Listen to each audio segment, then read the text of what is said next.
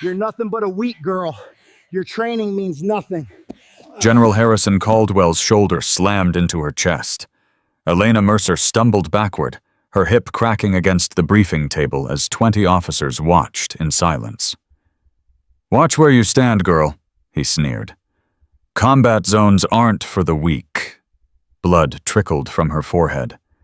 115 pounds, 5'2", the smallest person in that room. Every man laughed. Every single one. None of them knew she had 47 confirmed kills. None of them knew Caldwell had murdered her father for $50 million. None of them knew that in 72 hours this weak girl would put a 3-star general on his knees and expose the deadliest corruption scandal in military history. If you want to see how this satisfying story ends, please subscribe to the channel and follow my story to the very end. Comment the city you're watching from, so I can see how far my story has traveled. The laughter hit Elena Mercer like a physical force. 20 officers, 20 men in uniform, 20 decorated soldiers who had sworn to defend their country, and every single one of them was laughing at her. General Harrison Caldwell stood at the head of the briefing table, his 3 stars gleaming under the fluorescent lights. 60 years old, square jaw, steel gray hair. The kind of man who looked like he'd been manufactured specifically to wear that uniform. "I said," Caldwell repeated, his voice carrying that particular tone of amused contempt. "Did someone order coffee? Because I'm pretty sure the briefing invitation went to Lieutenant Commander Mercer, not the catering staff." More laughter. Louder this time. Elena felt her jaw tighten. She felt the familiar heat rising in her chest. But she'd learned a long time ago that heat was just fuel. You could let it burn you, or you could let it drive you. She chose to drive. "Lieutenant Commander Elena Mercer, reporting as ordered, sir." Her voice came out steady, calm, professional. "Tactical advisor for Operation Shadowgate." Caldwell's smile didn't waver. If anything, it widened. "Tactical advisor." He said the words like they tasted bad. "Tell me, Commander, how much do you weigh? 100 pounds, 110 soaking wet." 115, sir." 115. Caldwell turned to address the room, playing to his audience like a comedian warming up a crowd. "Gentlemen SEALs carry 100-pound packs in combat. Our tactical advisor weighs less than our field gear." The laughter erupted again. Elena didn't move, didn't flinch, didn't give them a single thing. "Permission to take my seat, sir." Caldwell waved dismissively toward the back of the room. "By all means, try not to get lost on the way." She walked past 20 officers who wouldn't meet her eyes, past the smirks and the barely suppressed chuckles, past the judgment that had followed her through every single day of her military career. Colonel Marcus Webb sat in the corner, 57 years old, African-American, Vietnam-era veteran who'd seen things these younger officers couldn't imagine. He caught her eye as she passed. He wasn't laughing. Elena took her seat and opened her briefing folder. The words blurred for a moment. Not from tears. Elena Mercer didn't cry. Not anymore. The blur was just her mind processing, calculating, filing away every face that had laughed. She would remember them all, Nermwat. "Operation Shadowgate," Caldwell began, his voice shifting into command mode. "Syrian-Turkish border. We have a CIA asset trapped behind enemy lines. Dr. Yusuf Hakim, scientist with information critical to national security." He pulled up a map on the main screen. "Standard extraction. 8-man team. In and out in 48 hours. Any questions?" Elena studied the map. Studied the terrain. Studied the proposed insertion point and the extraction coordinates. Something was wrong. "Sir?" Her voice cut through the room. Caldwell's head turned slowly. The annoyance on his face was unmistakable. "Did you have something to add, Commander? The insertion point, sir. It's 2 clicks from a known hostile patrol route. If we insert at those coordinates during the proposed window, we'll be walking directly into enemy surveillance." Silence. Caldwell's expression hardened. "And you know this, how? I ran operations in that region for 3 years, sir. I know every patrol route, every checkpoint, every piece of ground where a sniper might set up. That insertion point is compromised." The room had gone very quiet now. Caldwell took 3 steps toward her, slowly, deliberately. The kind of walk designed to intimidate. "Let me understand this correctly." His voice was soft, dangerous. "You're telling me, a 3-star general with 40 years of experience, that my operational planning is flawed. I'm telling you, sir, that if we insert at those coordinates, American soldiers will die." The words hung in the air. Caldwell stopped directly in front of her chair. He towered over her by nearly a foot. His shadow fell across her like a judgment. "You know what I think, Commander?" Elena met his eyes. "Sir, I think you're a diversity hire, a Pentagon PR stunt, a checkbox that some politician needed to tick so they could claim progress." He leaned down, his face inches from hers. "I think you've never seen real combat. I think you've never carried a wounded brother through enemy fire. I think you're playing dress-up in a uniform you didn't earn." The room was absolutely silent now. Elena felt her father's compass against her chest. The metal was warm from her body heat. "Find your true north, Elena. The mission is never about you." "Permission to respond, sir." "Denied." Caldwell straightened. "We proceed with the original plan. Meeting adjourned." Officers began gathering their materials. The tension in the room was thick enough to cut. Elena stood. "Sir, with respect." Caldwell turned sharply. His shoulder caught her square in the chest. The force of it sent her stumbling backward. Her hip caught the edge of the briefing table.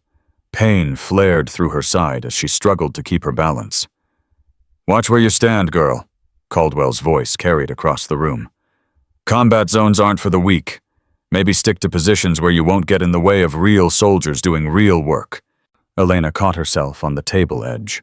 Her hip throbbed, but it was the word that echoed in her mind. Girl. 20 officers witnessed what just happened. 20 officers saw a 3-star general physically assault a subordinate. 20 officers said nothing. Except one. "General Caldwell." Colonel Webb's voice was quiet but firm. "Perhaps we should discuss the operational concerns Commander Mercer raised. Her combat record in the region is extensive." Caldwell's head swiveled toward Webb. "Her record is classified." "Yes, sir, it is." Webb's eyes never wavered. "Which should tell you something." The 2 men stared at each other for a long moment. Something passed between them. Something that Elena couldn't quite read. Finally, Caldwell smiled, but it didn't reach his eyes. "Meeting adjourned." He walked out without looking back. Elena found an empty corridor and leaned against the wall. Her hip was already bruising. She could feel it swelling beneath her uniform. That wasn't an accident. She'd seen enough combat to know the difference between collision and assault. Caldwell had turned into her deliberately, had aimed for maximum impact, had wanted to hurt her.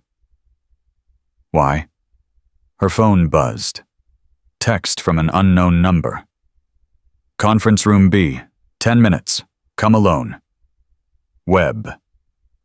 Elena stared at the message.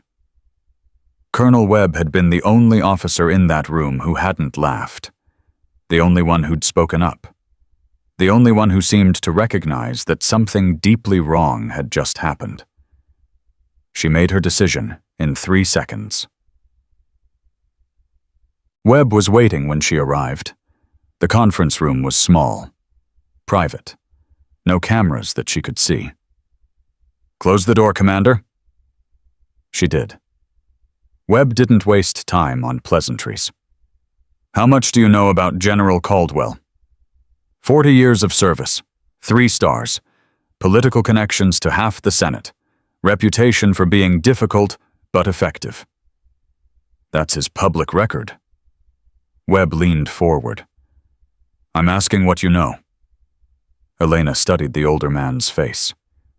57 years of military service had carved lines around his eyes, lines that spoke of things seen, things survived, things that couldn't be forgotten. "Why are you asking me this?" Colonel Webb was quiet for a moment. Then he reached into his jacket and pulled out a photograph, slid it across the table. Elena's breath caught in her throat. The photograph showed a group of Navy SEALs. 8 men in combat gear. Desert background. The kind of photo that got taken before operations. Before things went wrong. She recognized every face, because she'd memorized them 8 years ago. "That's Team 6, she whispered. "Yemen, 2016. "You recognize anyone?" Elena's finger touched the face of the man standing in the center of the group.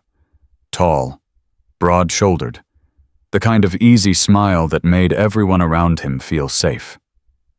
"Master Chief David Mercer." Her voice cracked. "My father." Webb nodded slowly. "He was the best operator I ever served with. Best man I ever knew." "You knew my father. I was his commanding officer for 6 years. I was there when they brought his body home." Webb's voice was thick with old grief. "I was there when they told us it was equipment failure, when they said the mission was compromised by faulty communication gear." Elena felt something cold settling in her stomach. "What are you telling me, Colonel?" Webb pulled out a second photograph. This one showed a younger Harrison Caldwell, Colonel's eagles on his shoulders, standing next to a man in civilian clothes. "That man is Viktor Petrov, Russian arms dealer, one of the most dangerous men in the world." Webb tapped the photo. "This picture was taken in 2015, 1 year before your father died." "That doesn't prove anything." "No, it doesn't." Webb leaned back. "But this might." He pulled out a folder. Thick, stamped with classification markings that made Elena's clearance look like a library card. 3 SEAL operations in the Syrian region have failed in the past 2 years, all due to equipment malfunctions, all approved by General Caldwell. Webb opened the folder.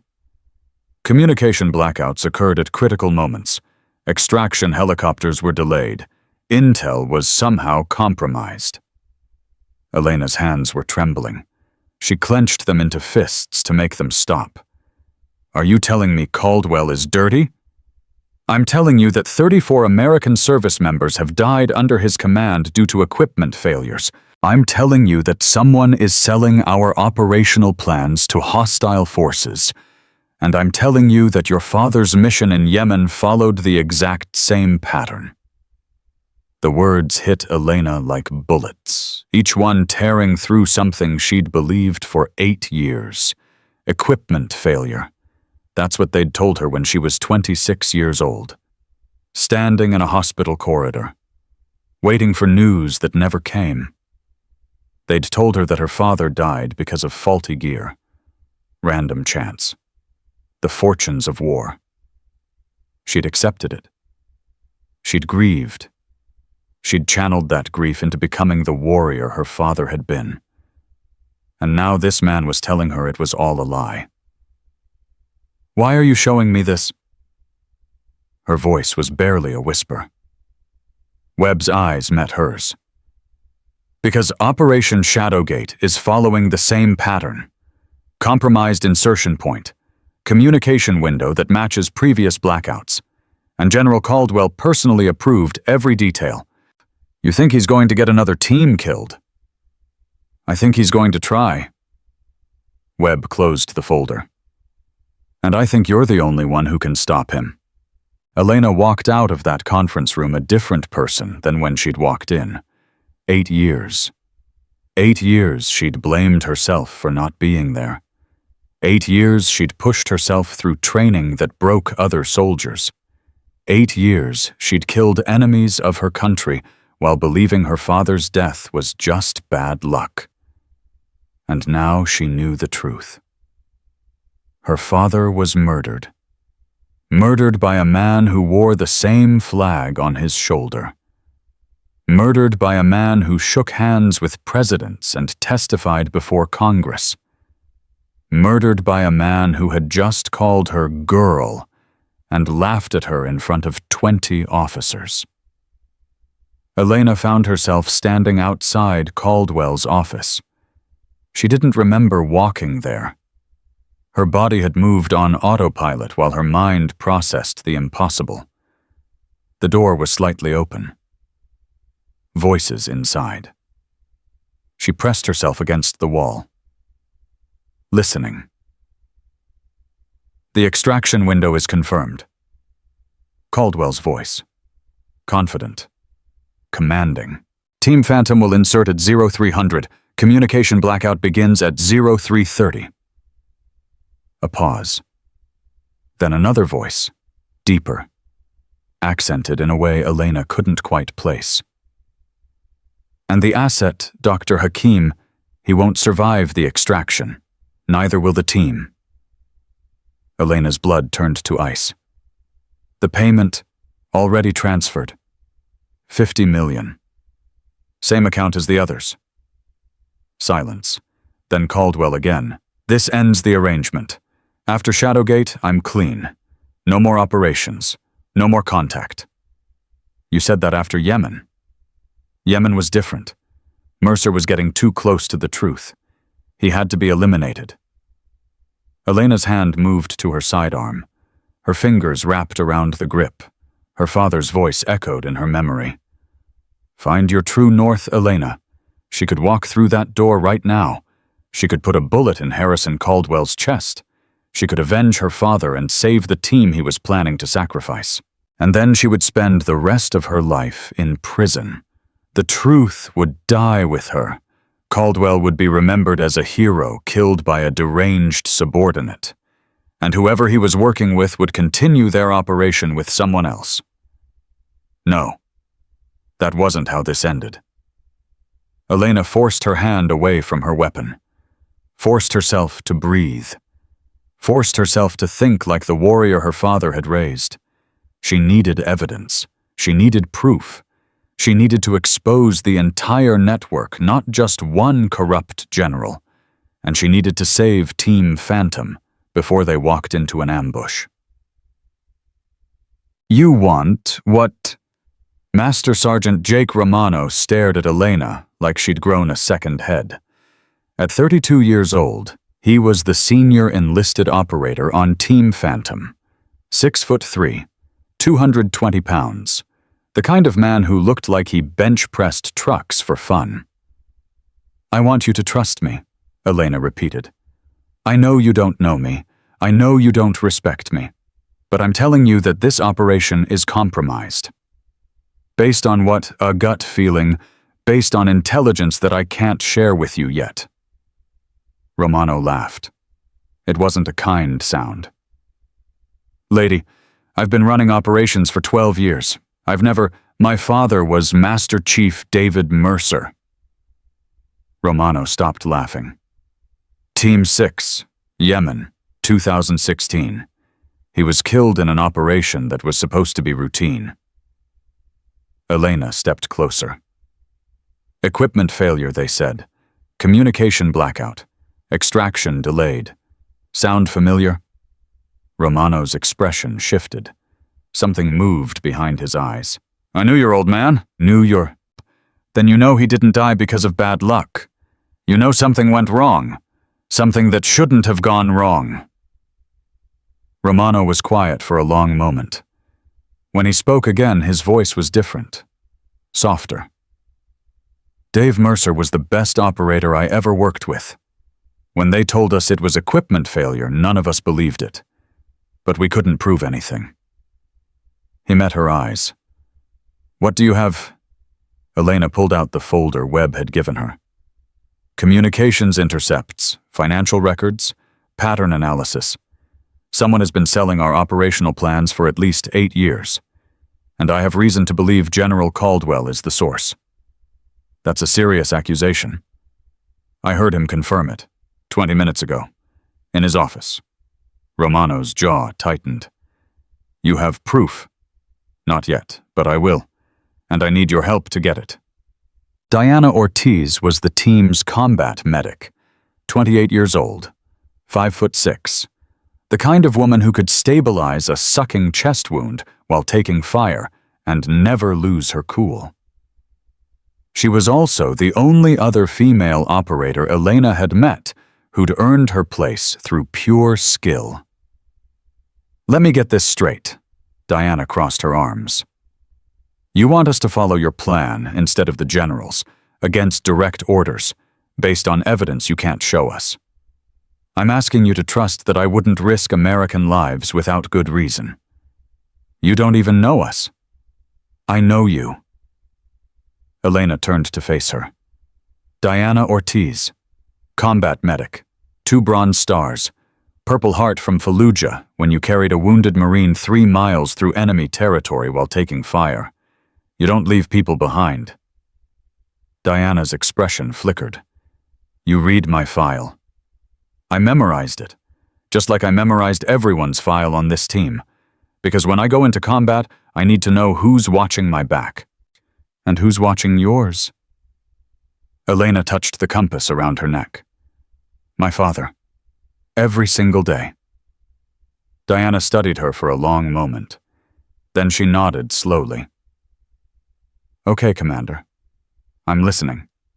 Senior Chief Tommy Williams was the last holdout. At 45 years old, he'd been operating longer than some of the team had been alive. He'd served with Elena's father for 6 years before Yemen. And he'd been there when they brought David Mercer's body home. You look just like him. Williams' voice was rough with emotion.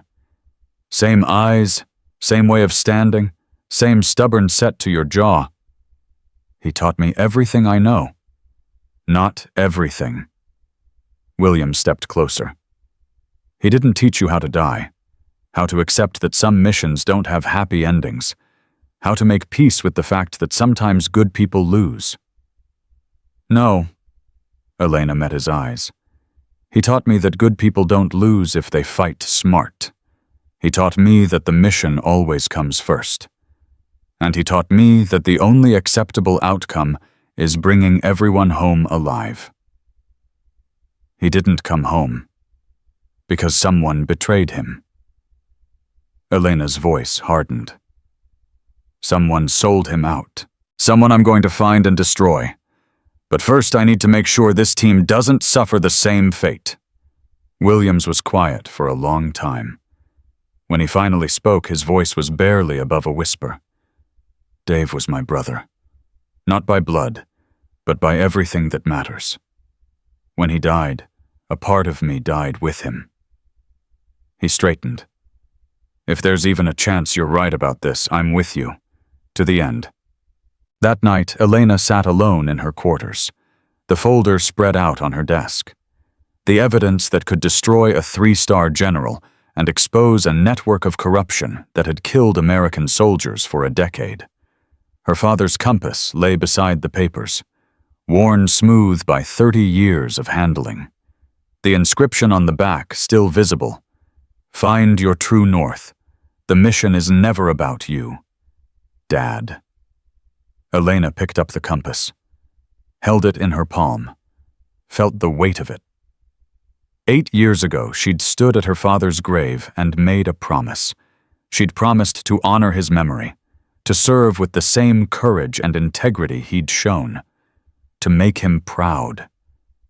She hadn't known then that honoring his memory would mean hunting down his killer. She knew now. Tomorrow, Operation Shadowgate would launch. 8 operators would insert into hostile territory. And somewhere in that chaos, Elena would find the proof she needed. Or she would die trying. Her phone buzzed. Message from Romano. Team's in. We trust you, Commander. Don't make us regret it. Elena typed her response. I won't. See you at 0300. We're bringing everyone home. She set down the phone and picked up her father's compass one more time. I found them, Dad. Her voice was barely a whisper. Found the ones who killed you. And I'm going to make them pay. Every single one. The compass was warm in her hand, almost like her father was holding it with her. At 0200, Elena Mercer strapped on her combat gear. 115 pounds of woman carrying 80 pounds of equipment. The weight should have been crushing. It felt like nothing. Because the real weight she carried was invisible. The weight of 34 dead Americans. The weight of her father's sacrifice. The weight of a truth that had been buried for 8 years. That weight would crush General Harrison Caldwell, and Elena Mercer would be the one to drop it on him. She touched her father's compass one final time. Then she walked out to meet her team. The weak girl was about to show them all what she was really made of.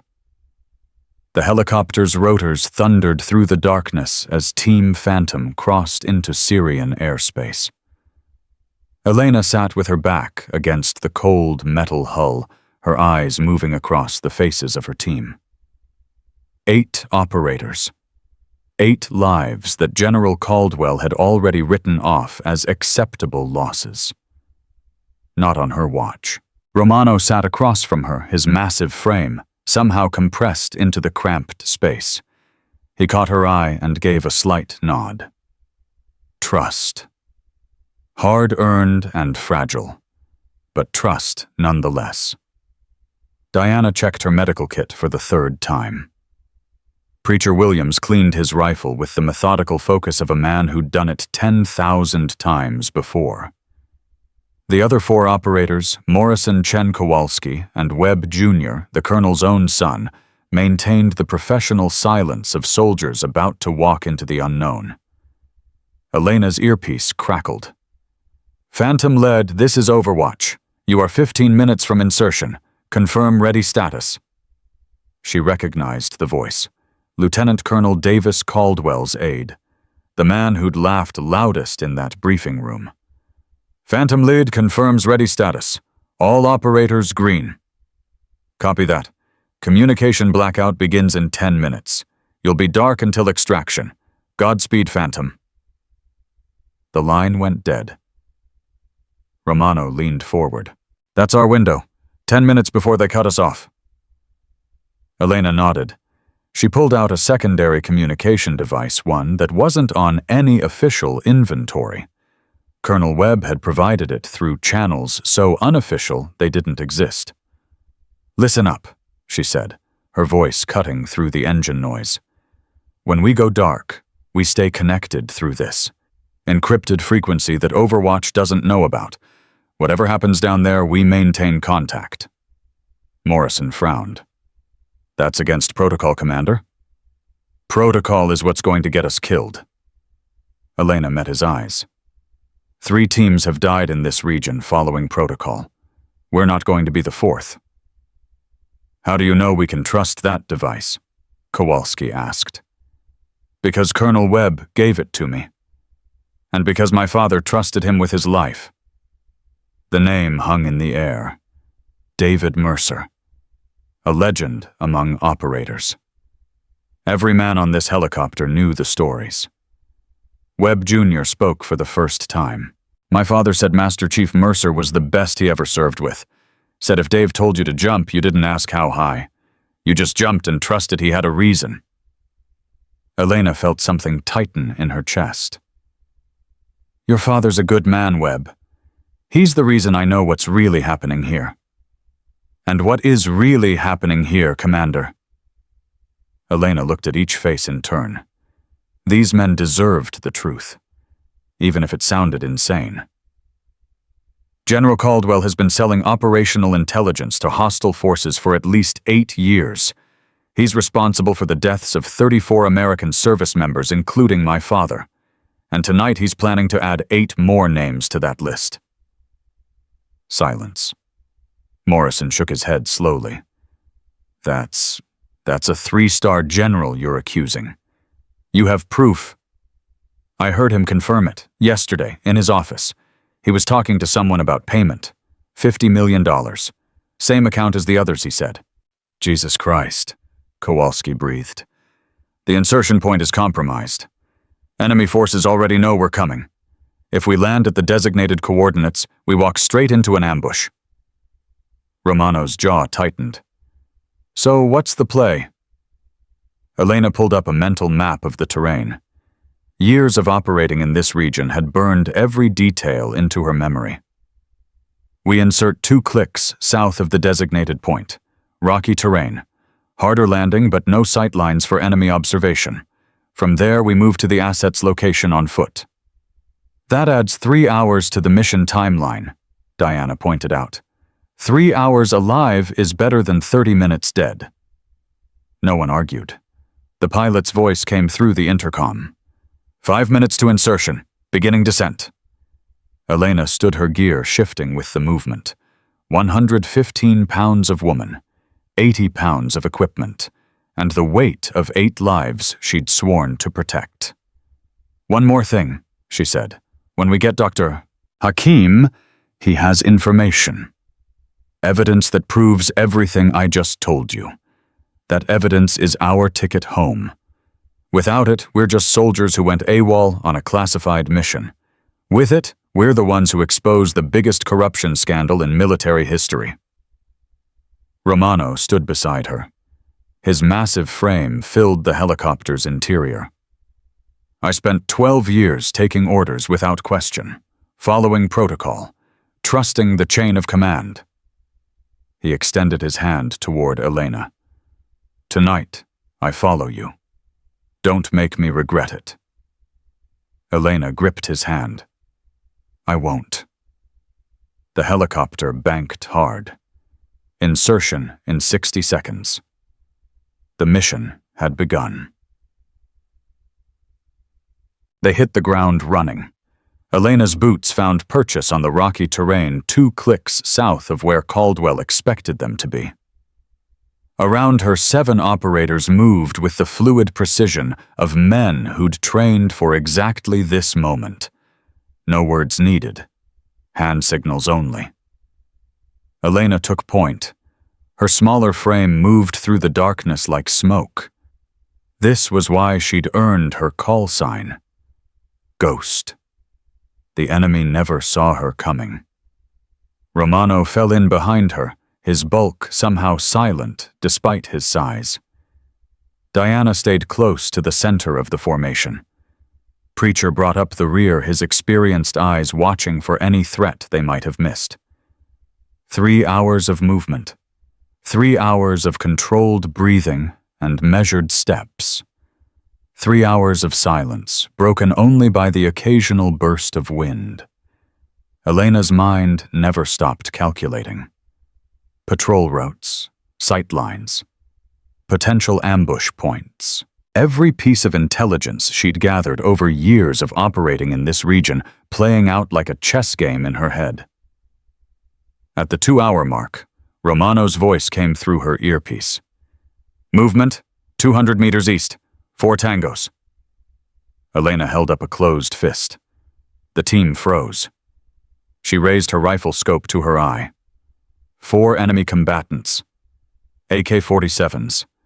Moving in a standard patrol pattern, heading directly toward the designated insertion point. They're checking the landing zone, she whispered. Looking for us. They knew exactly where we were supposed to be, Romano said. You were right, Commander. Being right doesn't matter if we're dead. Hold position.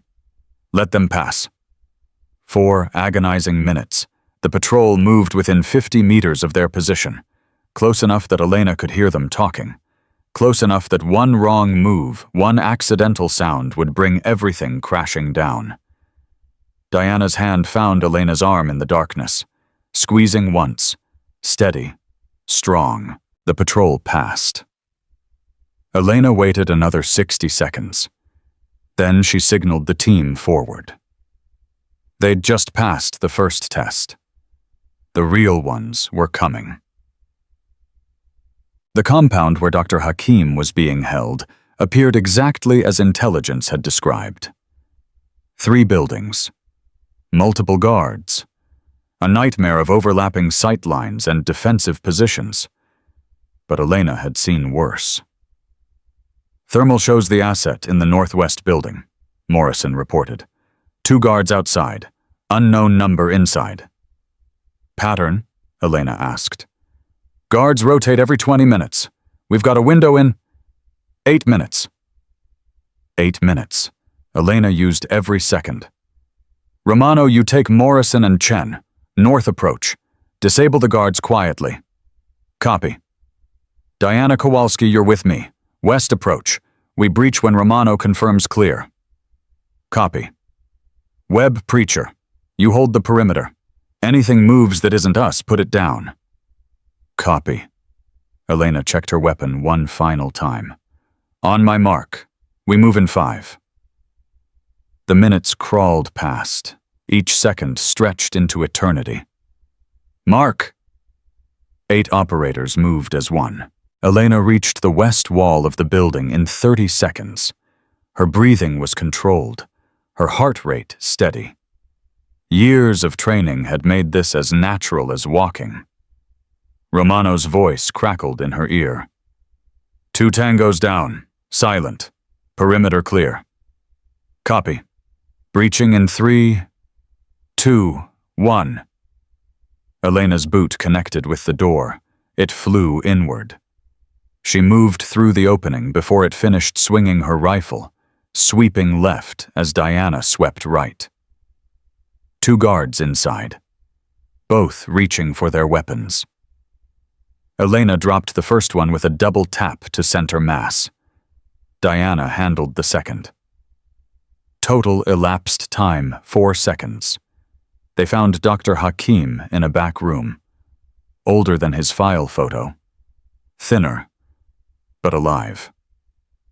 Dr. Hakim, Elena said, lowering her weapon. We're American military. We're here to bring you home. The scientist's eyes went wide. You're not the team they were expecting. What do you mean? The men holding me. They received communication 2 hours ago. Said an American team was coming. Said to let them land, then eliminate them. Elena's blood ran cold. They knew our exact insertion point. Down to the coordinates. They were laughing about it. Said the American general had given them everything they needed. Romano's voice cut through. Commander, we've got incoming. Multiple vehicles. East approach. ETA 4 minutes. 4 minutes. Not enough time to extract through the planned route. Morrison Chen, grab the doctor. Get him to the secondary extraction point. What secondary extraction point? Morrison asked. The one I arranged through Colonel Webb. 2 clicks north. Helicopter will be there in 20 minutes. What about us? Elena checked her ammunition. 2 full magazines, plus her sidearm. We buy you time. The next 3 minutes were chaos. Enemy vehicles roared toward the compound, headlights cutting through the darkness. The sound of men shouting orders in Arabic. Elena positioned herself at the east window. Romano took the south. Diana stayed mobile, ready to respond wherever the threat was greatest. Contact, Romano called. 15 tangos, maybe more. Weapons, AKs, RPGs. They came ready for a fight. Elena smiled grimly. So did we. The first wave hit the compound like a hammer. Gunfire erupted from every direction. Muzzle flashes lit up the night. Elena's rifle spoke twice. 2 enemies dropped. 3 more emerged from cover. She took each one with calculated precision. 1 shot, 1 kill. The mathematics of survival. 6 tangos down on my side, Romano reported. They keep coming. Hold the line. Morrison, what's your status? 500 meters from extraction point. Taking fire from our 6. Preacher Webb, break off and cover Morrison's retreat. Copy, Commander? Elena changed positions. Her smaller frame allowed her to move through spaces the larger operators couldn't. She found a new angle. Took 3 more enemies before they realized where the fire was coming from. 9 tangos down, Diana called. But I'm counting at least 20 more incoming. 20 against 4. Those weren't good odds. But Elena had faced worse. Romano, fall back to my position. We consolidate and push north. Copy. Moving. An explosion shook the building. RPG round. Close. Diana, you hit. Negative, but they're getting our range. Romano appeared beside Elena, his rifle still smoking. We can't hold this position much longer. We don't have to. We just need to buy Morrison another 10 minutes. 10 minutes is a lifetime in a firefight, Commander. Elena met his eyes. Then we make it count. She moved before he could respond. Out the door. Into the open. Everything her trainers had taught her said this was suicide. Never expose yourself. Never leave cover.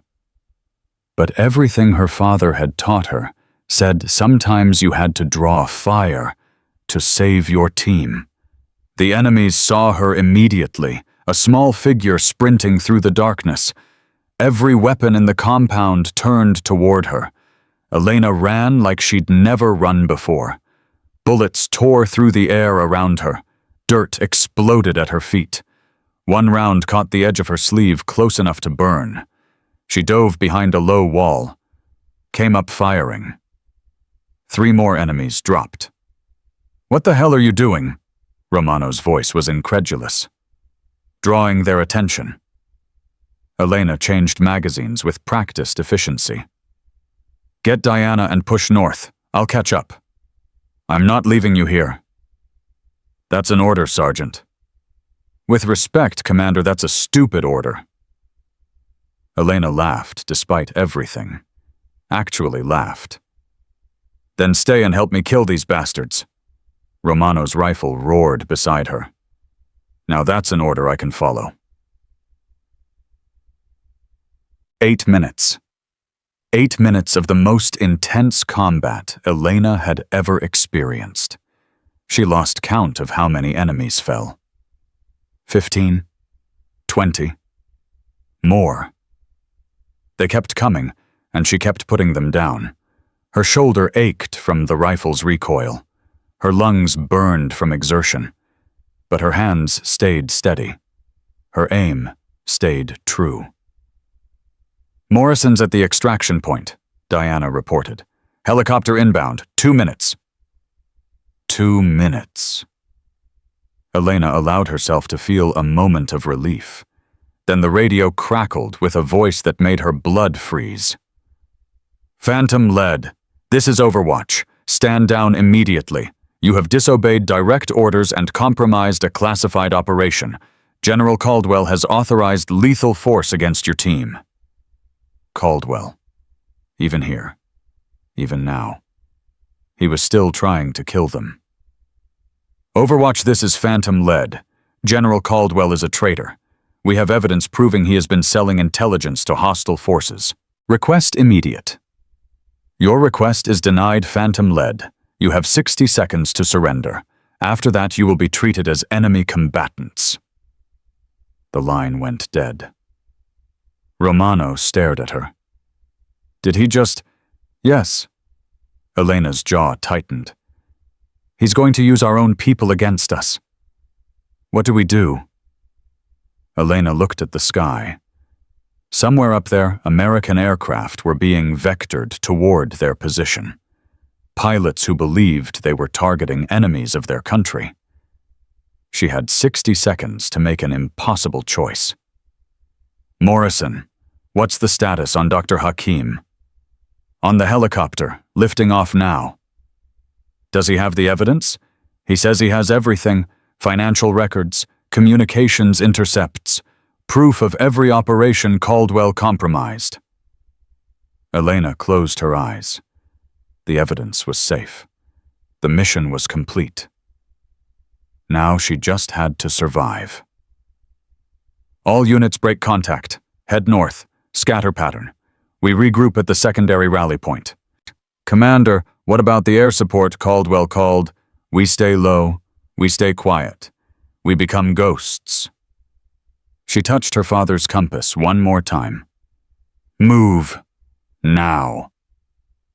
The next 20 minutes were a nightmare.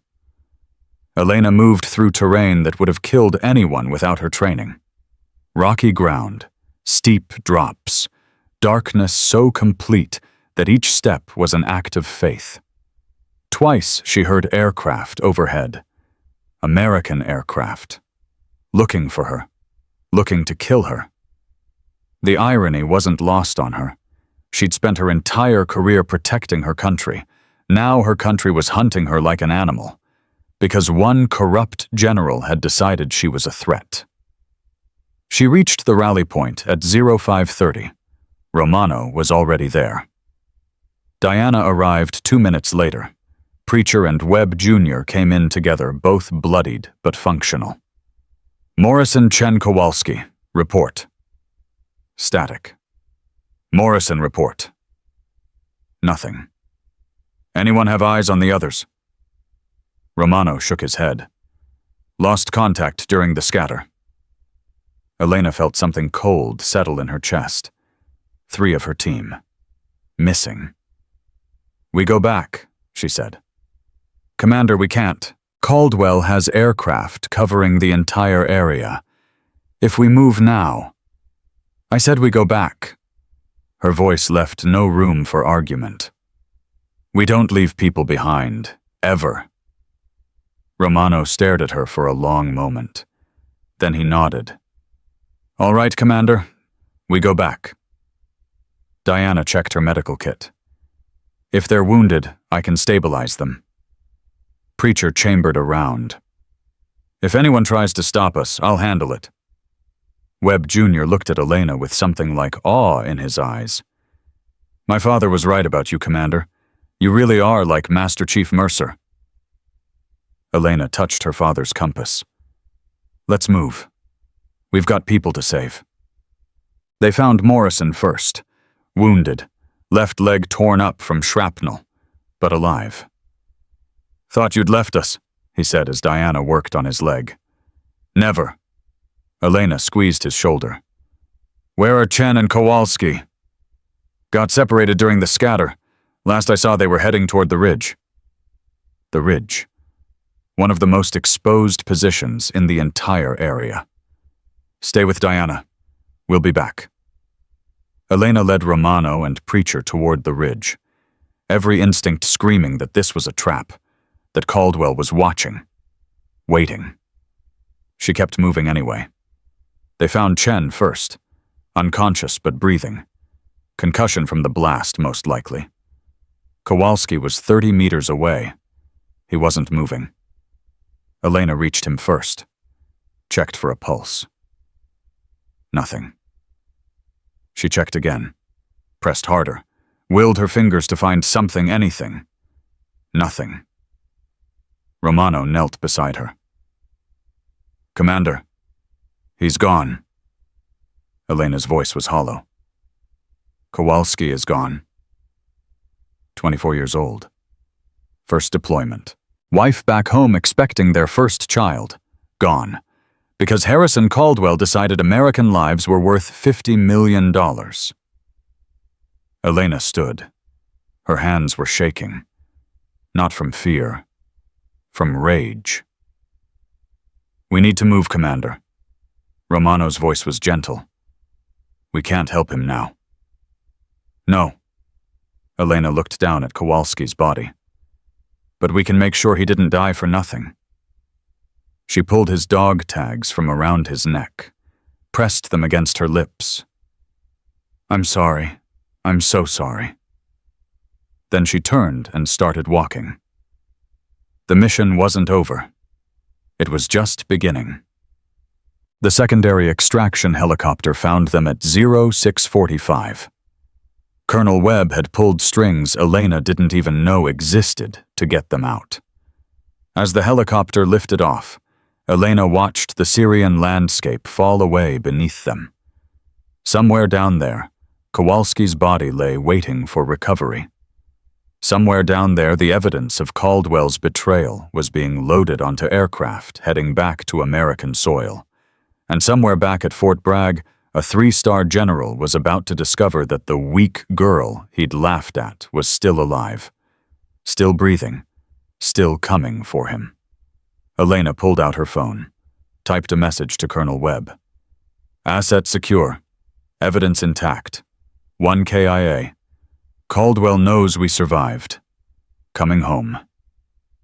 The response came in 30 seconds. Welcome back, Commander.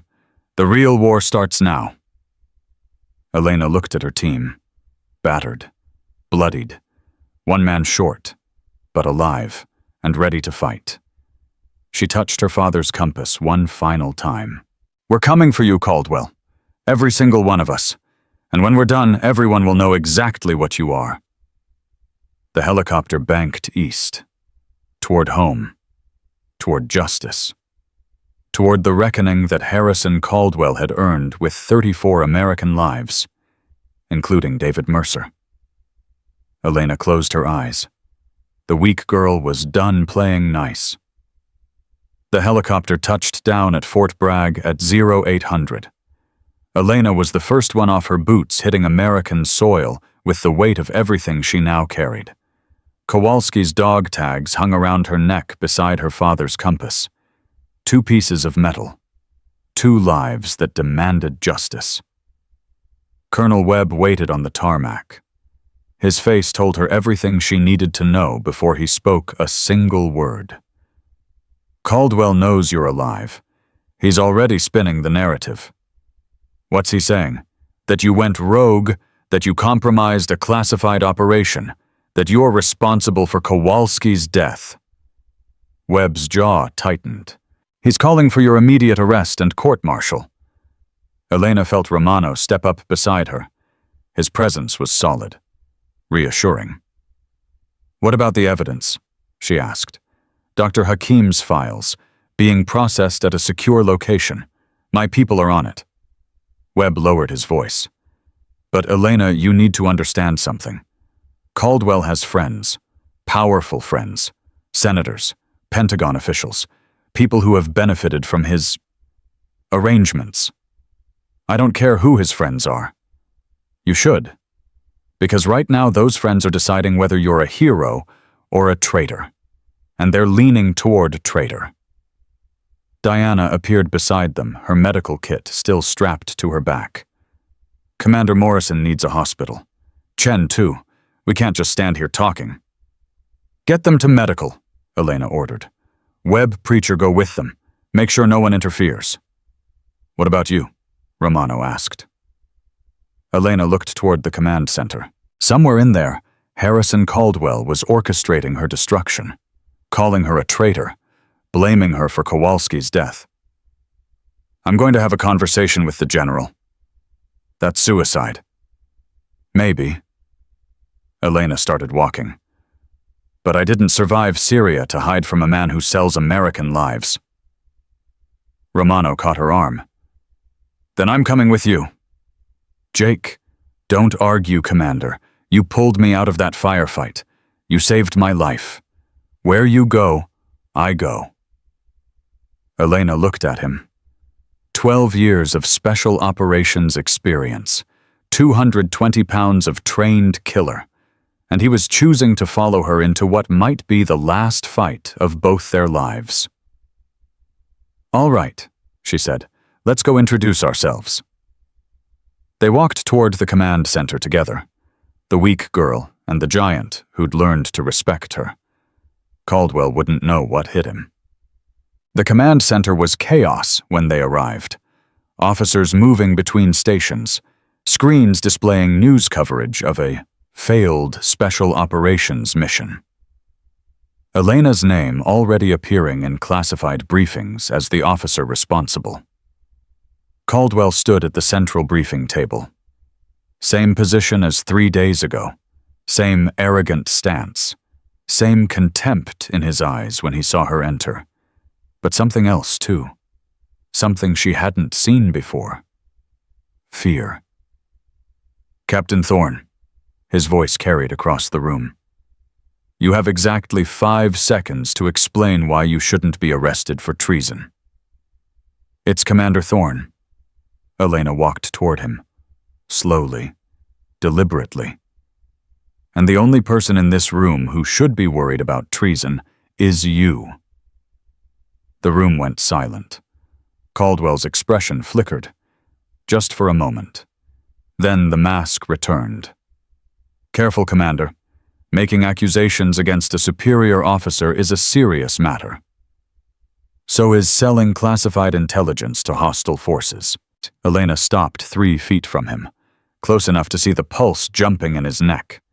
So is getting 34 American service members killed for profit. So is murdering my father. The words hung in the air like grenades waiting to detonate. Your father died in a combat operation 8 years ago. Equipment failure. It's in the official record. The official record you falsified. Elena pulled out her phone. I have Dr. Hakim's files, General, financial records, communications intercepts, proof of every operation you compromised, including Yemen 2016. Caldwell's face went pale. Actually pale. The color draining away like water down a sink. That's classified material. You had no authorization. I had authorization from Colonel Webb, from the Secretary of Defense's office, from everyone who matters. Elena stepped closer. It's over, Caldwell. The only question now is whether you go quietly, or whether I drag you out of here in front of everyone who ever believed your lies. For a long moment, nobody moved. Then Caldwell smiled. It was the smile of a cornered animal. Desperate. Dangerous. You think you've won? His voice was soft, almost gentle. You think a few files are going to bring me down? I have friends in every branch of government. Senators who owe me favors. Pentagon officials who depend on my discretion. Your friends are about to become very busy distancing themselves from you. Maybe, but not before I finish what I started. Caldwell's hand moved toward his sidearm. You should have stayed dead in Syria, Commander. It would have been easier for everyone. Elena saw the movement, recognized the intent. Her training took over. She moved before Caldwell's fingers touched his weapon. Her smaller frame was an advantage now. Faster. More agile. She closed the distance in a heartbeat. Her hand caught his wrist. Twisted. The joint locked at an angle that sent pain screaming through his arm. Caldwell gasped. His weapon clattered to the floor. But he wasn't finished. His other hand came around. A punch aimed at her temple, the kind of blow that could kill if it landed right. Elena ducked under it, used his momentum against him. Her foot swept his legs. Her elbow drove into his solar plexus. Caldwell went down hard. 200 pounds of 3-star general hitting the floor like a sack of concrete. Elena was on him before he could recover. Her knee on his chest, her forearm across his throat. 115 pounds, she said quietly. Playing dress-up in a uniform I didn't earn. Isn't that what you said? Caldwell struggled, tried to throw her off. But her position was perfect. Years of training had taught her exactly how to control a larger opponent. You're nothing, he spat. A diversity hire, a checkbox. You'll never. I'm the woman who just put you on your back in front of 30 officers. Elena increased the pressure on his throat. I'm the woman who survived your ambush. I'm the woman who's going to make sure you spend the rest of your life in a cell. She leaned closer. And I'm David Mercer's daughter, the man you murdered for $50 million. Something broke in Caldwell's eyes. The arrogance, the contempt, the certainty that he was untouchable. It all shattered in that moment. It wasn't personal, he whispered. Your father. He was getting too close, asking questions, following money trails. I didn't have a choice. There's always a choice. Elena's voice was ice. You chose profit over honor. You chose money over American lives. And now you're going to pay for every single one of them. Military police burst through the door. 6 of them. Weapons drawn. Commander Mercer, step away from the general. Elena looked up. Lieutenant Colonel Davis stood at the head of the MPs, Caldwell's aide, the man who'd laughed loudest in that briefing room. On whose authority? General Caldwell's authority. You're under arrest for assault on a superior officer. Elena didn't move. Her knee stayed on Caldwell's chest, her eyes locked on Davis. Check your phone, Lieutenant Colonel. Davis frowned. What? Check your phone. Slowly, Davis pulled out his phone. His face went white as he read the screen. That's a message from the Secretary of Defense, Elena said. Ordering General Caldwell's immediate arrest pending investigation into treason conspiracy and 34 counts of felony murder. She looked down at Caldwell. Your friends are already running general.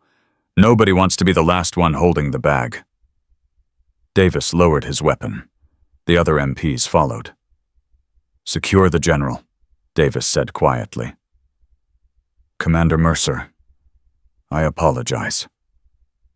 Elena stood slowly. Her body ached. The adrenaline was fading, leaving exhaustion in its wake. You laughed at me, she said to Davis. 3 days ago, in this room. You laughed. Davis couldn't meet her eyes. I was wrong. Yes, you were. Elena stepped back as the MPs moved in to restrain Caldwell. Remember that the next time someone small walks through those doors, size doesn't determine worth. Character does. She walked toward the exit. Romano fell in beside her. Behind them, Harrison Caldwell was being handcuffed by the same officers who had served under him for years. The weak girl had just brought down a 3-star general, and she was just getting started. Colonel Webb's secure facility was a converted warehouse on the edge of Fort Bragg. No signs, no markings, just another anonymous building that didn't officially exist. Inside, Dr. Yusuf Hakim sat at a computer terminal, his fingers flying across the keyboard. Commander Mercer. He stood as Elena entered. I was beginning to think you wouldn't make it. It took longer than expected. Elena looked at the screens surrounding them. Financial records, communications logs, names and dates and dollar amounts. Is this everything I could recover? 8 years of transactions, 34 operations compromised. And Hakim hesitated. Something else. What? Caldwell wasn't working alone. Hakim pulled up a new file. He was receiving instructions from someone higher, someone he referred to only as Nightfall. Elena's blood went cold. She remembered the encrypted message Caldwell received during that first briefing, the conversation she'd overheard in his office. Who is Nightfall? I don't know, but whoever they are, they're still operational. Caldwell was just... Hakim searched for the word. Middle management. The real architect is still out there. Romano stepped forward. How high does this go? Based on the money trail's Pentagon level, maybe higher. Hakim's face was grim. Commander Caldwell compromised 34 operations, but the files suggest Nightfall has been active for at least 15 years. The body count could be in the hundreds. Elena felt the weight of it settling on her shoulders. She'd come here to avenge her father, to expose one corrupt general. Instead, she'd uncovered a conspiracy that reached into the highest levels of American military command. "We need to get this to the Secretary of Defense," she said. "Immediately." "Already done." Colonel Webb appeared in the doorway. "The Secretary is on her way, along with some people you need to meet." "Who?" Webb smiled. It was the first genuine smile Elena had seen on his face since this all began. "The people who are going to help you finish this." Secretary of Defense. Catherine Westwood was not what Elena expected. 62 years old, silver hair cut short, the kind of presence that filled a room without effort. She wore her authority like armor, but her eyes held something Elena recognized. The look of someone who had lost people to this war. "Commander Mercer." Westwood extended her hand. "I served with your mother." The words hit Elena like a physical blow. "My mother, Commander Evelyn Thorne. She was my flight instructor at Pensacola back when female pilots were even rarer than they are now." Westwood's grip was firm. "She taught me that excellence wasn't about proving doubters wrong. It was about being so good that capability became undeniable." "I never knew that." "There's a lot about your mother you probably don't know. She was one of the bravest officers I ever served with." Westwood released her hand. "And now her daughter has exposed the biggest corruption scandal in military history. She would be proud." Elena felt something crack inside her chest. A wall she'd built years ago. A wall that kept the grief contained. "My father was murdered by Harrison Caldwell." "I know. I've read the files." Westwood's expression hardened. "And I promise you, Commander, everyone involved in his death will face justice. Everyone. It's bigger than Caldwell. There's someone else. Someone called Nightfall." "I know that too." Westwood turned to face the screens. "That's why I'm here. That's why I'm offering you something that doesn't officially exist. Ma'am, a task force, codename Sentinel, mandate to investigate and eliminate internal threats to American military operations. No oversight from normal chain of command. Direct report to my office and congressional intelligence committees." Elena stared at her. "You're asking me to lead it?" "I'm asking you to do what you've already proven you can do. Hunt corruption, expose traitors, protect American lives." Westwood met her eyes. "Your father spent his life serving this country. Caldwell took that from him. From you. From everyone who loved him." "Yes, ma'am. Now you have a chance to make sure no one else loses what you lost. To build something that outlasts any individual investigation. To fundamentally change how we protect our own people."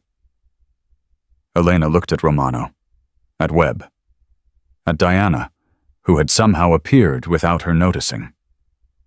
"I have one condition," Elena said. "Name it." "My team, the people who survived Syria with me. They're part of this." Westwood nodded. "Anyone you want. Budget is classified, but substantial. Resources are whatever you need." She paused. "There's something else you should know." "What?" "The message you received in Syria. The one that warned you about the ambush."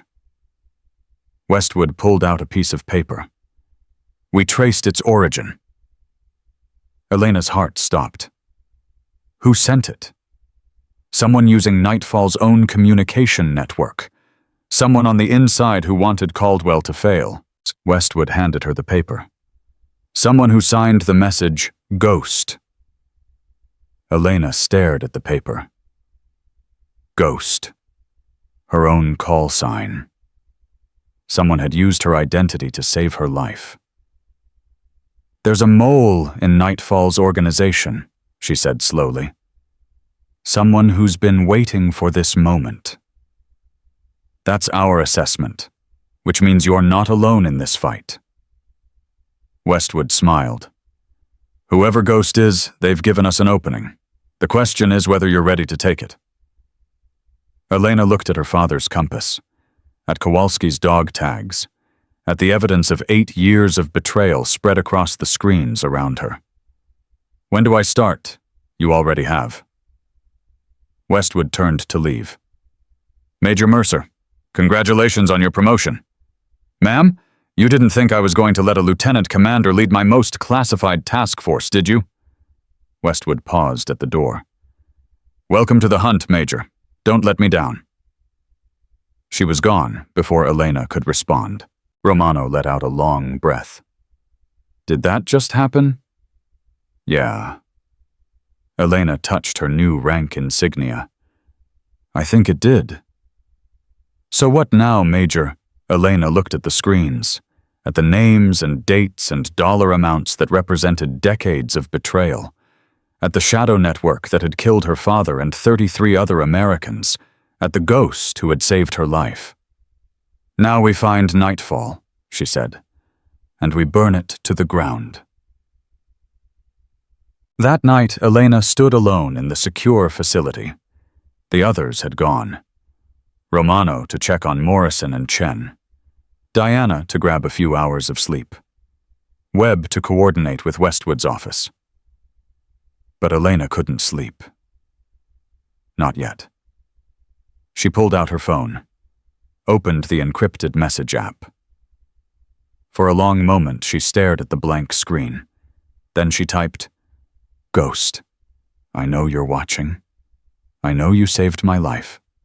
Thank you. She hesitated, then continued, I don't know who you are. I don't know why you're helping, but I'm going to find Nightfall. I'm going to expose everyone involved, and when I do, I hope you'll be there to help me finish this. She sent the message into the void. 3 minutes later, a response appeared. I've been waiting 8 years for someone strong enough to fight this war. Your father was close. Caldwell eliminated him before he could finish. I've been building the case ever since, waiting for the right moment, the right person. Elena's hands trembled as she typed, Who are you? The response came in 10 seconds. Someone who lost everything to Nightfall. Someone who's been hiding in their organization for 15 years. Someone who knows every name, every transaction, every secret. Another message followed. I'm the reason you survived Syria. I'm the reason Caldwell's ambush failed. And I'm the reason you're going to win this war. Elena stared at the screen. What do you want from me? The final message appeared. I want you to do what I couldn't. I want you to stand in the light while I work in the shadows. I want you to be the face of justice while I remain the ghost that haunts them. A pause. Your father called me his best friend. We served together for 6 years. When he died, I swore I would finish what he started. Now you're here. His daughter. His legacy. Elena felt tears streaming down her face. Tears she hadn't allowed herself to cry in 8 years. Who are you? She typed again. The response was a name. A name she recognized. A name that changed everything. My name is Michael Torres, your father's spotter. The man everyone thinks died with him in Yemen. The ghost in Nightfall's machine. Elena dropped the phone. Her father's partner. His best friend. The man who was supposed to have died beside him. Alive. And waiting for her. The war against Nightfall had just gotten a lot more complicated. And a lot more personal. Elena didn't sleep that night. Couldn't sleep. The name burned in her mind like a brand. Michael Torres, her father's best friend, his spotter for 6 years, the man who was supposed to have died beside him in Yemen. Alive. She remembered Torres from her childhood, a tall man with kind eyes who used to bring her souvenirs from every deployment. A carved wooden elephant from Somalia, a silk scarf from Afghanistan. Small gifts that said, "I was thinking of you even in the worst places on earth." He'd been at her father's funeral, standing in the back, face like stone, and then he'd disappeared. Everyone assumed grief had broken him, that he'd crawled into a bottle or worse. Some said he'd gone back to combat and died in some unmarked grave overseas, but he hadn't died. He'd been hiding, waiting, building a case against the people who murdered his best friend. For 8 years. Elena's phone buzzed at 0500. Encrypted message. Warehouse District, Building 7. Come alone. Torres. She was out the door in 3 minutes. Romano caught her in the corridor. "Where are you going? I have to meet someone. At 5 in the morning alone." Romano blocked her path. "After everything that's happened, it's someone I trust." "Who?" Elena hesitated. The information felt too raw, too personal, too impossible to explain. "Someone who knew my father. Someone who's been helping us from the inside." Romano's eyes narrowed. "The ghost." "Yes." "Then I'm coming with you." Jake. Don't argue, Major." He used her new rank deliberately. "You gave me an order in Syria. Told me to trust you. I did. Now I'm asking you to trust me. We don't walk into unknowns alone." Elena looked at him. This man who had laughed at her 3 days ago, who had questioned her capability, who had doubted everything she claimed to be, and who had followed her through hell without hesitation when it mattered. "All right," she said, "but let me do the talking." "Yes, ma'am." They moved out together, the weak girl and her giant, walking toward a ghost. Building 7 was exactly what Elena expected. Anonymous, abandoned, the kind of place where secrets went to die, or to be born. She entered first, Romano 3 steps behind, both weapons drawn. The interior was dark, silent. The only light came from a single lamp in the far corner. A figure stood beneath it. Tall, lean, the kind of physique that came from decades of military training. Gray hair now where it had been dark in her memories. Lines on his face that hadn't been there before. But the eyes were the same. Kind. Sad. Carrying weight that never quite went away. "Elena." Michael Torres's voice cracked on her name. "God, you look just like him." Elena stopped 10 feet away. Her weapon stayed up. "Everyone said you were dead." "I know. They said you died with him, in Yemen. They said you were buried in Arlington." "I know. But you didn't die." Elena's voice hardened. "You survived. And you didn't tell anyone. You let us believe I had to." Torres took a step forward, stopped when Romano's weapon tracked him. "Elena, please, let me explain." "Explain what?" "That you abandoned us, that you let my mother's heart break thinking she'd lost her husband and his best friend, that you watched from the shadows while we grieved." "I watched over you." Torres's voice was raw.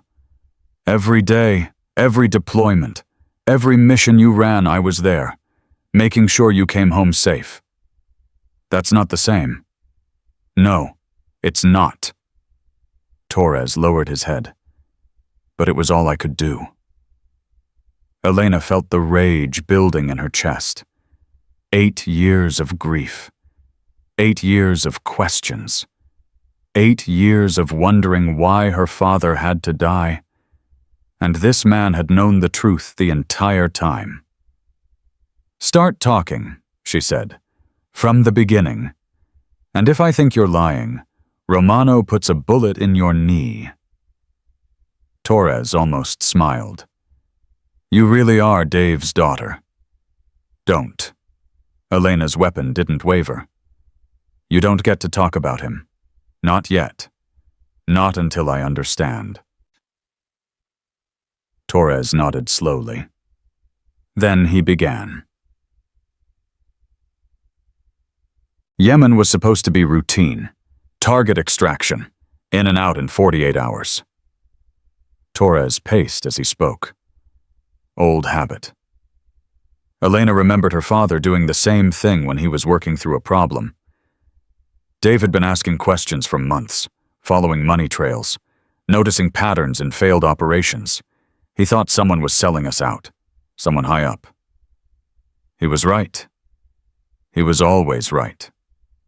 Torres's voice caught. 3 days before Yemen, he told me he had a lead, a name, someone in the Pentagon who was connected to an arms dealer named Viktor Petrov. Caldwell. Caldwell was part of it, but he wasn't the top. Dave found evidence of someone else, someone who was giving Caldwell orders, someone who called themselves Nightfall. Elena lowered her weapon slightly. Who is Nightfall? That's what we were trying to find out. Dave had a meeting scheduled with a source, someone inside the network who wanted out. Torres stopped pacing. The source never showed. Instead, we walked into an ambush. How did you survive? Torres was quiet for a long moment. When he spoke again, his voice was barely above a whisper. Dave pushed me into a drainage ditch, took the first burst of fire himself. By the time I crawled out, he was already... Torres's hands were shaking. I held him. At the end, told him I'd finish what he started. Told him I'd take care of you. You didn't take care of me. You disappeared. Because if anyone knew I was alive, they'd come for me. For you. For everyone Dave loved. Torres met her eyes. The only way to protect you was to become a ghost. To disappear into their organization and destroy them from the inside. 15 years. Elena's voice was ice. You've been inside Nightfall for 15 years. Building the case, documenting everything, waiting for someone strong enough to bring them down. Torres stepped closer. I tried to do it alone. Failed. They're too protected, too connected, too powerful. So you waited for me. I waited for someone who could stand in the light while I worked in the shadows, someone who could be the face of justice. Torres's eyes glistened. I waited for Dave's daughter to become the warrior he always knew she would be. Elena felt something crack inside her chest. A wall she'd built. A barrier against hope. Who is Nightfall? She asked again. Give me a name. Torres pulled out a photograph, handed it to her. Elena's blood turned to ice. The photograph showed a man in his 70s, distinguished, silver-haired. The kind of face that appeared on magazine covers and news broadcasts. A face she recognized. General Arthur Blackwood, Torres said, chairman of the Joint Chiefs of Staff, second most powerful military officer in the United States. That's impossible. Is it? Torres pulled out more photographs, more documents. 30 years of corruption, hundreds of millions in illegal weapons deals, and a body count that makes Caldwell look like an amateur. Elena stared at the evidence. Her hands were trembling. Blackwood was at my father's memorial service. He gave the eulogy. He called Dave a hero. He called him a hero while counting the money he made from killing him. Torres's voice was bitter. That's who these people are, Elena. They shake your hand and stab you in the back. They wear medals and ribbons while American soldiers die for their profits. Romano stepped forward. How do we take him down? We can't, not yet. Torres gathered the photographs.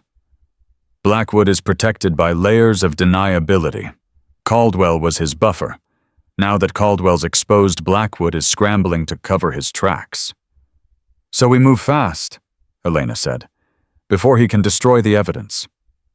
There's a meeting tonight, Blackwood and his remaining network. They're gathering to discuss damage control. Torres handed her a piece of paper. This is the location. This is our window. Elena looked at the address. Her stomach dropped. This is the Pentagon. Blackwood thinks he's untouchable inside his own fortress. Tonight we prove him wrong. How? We can't just walk into the Pentagon and arrest the chairman of the Joint Chiefs. Torres smiled. It was the first real smile Elena had seen on his face. We don't arrest him. We expose him. Live. In front of everyone who matters. How? The Secretary of Defense is hosting a reception tonight. Every senior military official in Washington will be there, including Blackwood. Torres's eyes gleamed. I've spent 15 years building a network inside that building. People who know the truth. People who are tired of staying silent. You want to confront him publicly. I want to destroy him publicly. I want every general, every admiral, every senator in that room to see what he really is. Torres stepped closer. And I want you to be the one who pulls the trigger. Elena looked at the evidence in her hands. 30 years of corruption. Hundreds of dead Americans. Her father's face, staring up at her from a photograph taken 6 months before he died. I'm in, she said. Romano nodded. So am I. Torres extended his hand. Then let's finish what your father started. Elena gripped it. 3 people against the most powerful military officer in the country. The odds were impossible. But Elena Mercer had been beating impossible odds her entire life. The Pentagon reception was exactly as Torres had described. Senior officials everywhere, medals and ribbons and enough stars to fill a constellation. Elena wore her dress uniform for the first time since her promotion ceremony. Major's oak leaves on her shoulders. Ribbons she'd earned in operations that didn't officially exist. The weak girl walking into the lion's den. Romano stayed close, civilian clothes, blending with the catering staff Torres had arranged. Target acquired. Torres's voice came through her earpiece. Blackwood is in the main hall, 6 o'clock from your position. Elena turned slowly. There he was. General Arthur Blackwood, 73 years old, 4 stars on his shoulders, the kind of commanding presence that made people instinctively straighten their posture, and a murderer who had killed American soldiers for 30 years. Hold position, Torres said. We need Secretary Westwood in place before we move. Copy. Elena grabbed a glass of champagne she had no intention of drinking, smiled at officers who passed, played the part of a newly promoted major attending her first Pentagon function. Inside, her heart was racing. Major Mercer. Elena turned. Her blood froze. General Blackwood stood 3 feet away, smiling, extending his hand. I've heard a great deal about you. His grip was firm, confident. The woman who brought down Harrison Caldwell. Impressive work. Thank you, sir. Caldwell was a disgrace to the uniform, selling out American soldiers for profit. Blackwood shook his head in practiced disappointment. I'm glad you exposed him before he could do more damage. Elena felt bile rising in her throat. This man, standing in front of her, pretending to be a patriot, pretending to care about the soldiers he'd been killing for decades. I was just doing my job, sir. And doing it well. Blackwood's eyes held hers. Something moved behind them. Something calculating. Tell me, Major, are you satisfied now that Caldwell is facing justice? A test. He was testing her. Justice is ongoing, sir. There's still work to be done. Is there? Blackwood smiled. It didn't reach his eyes.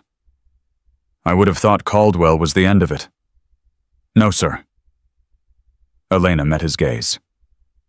Caldwell was just middle management. The real architects are still operational. Silence. Blackwood's smile faded. Just for a moment.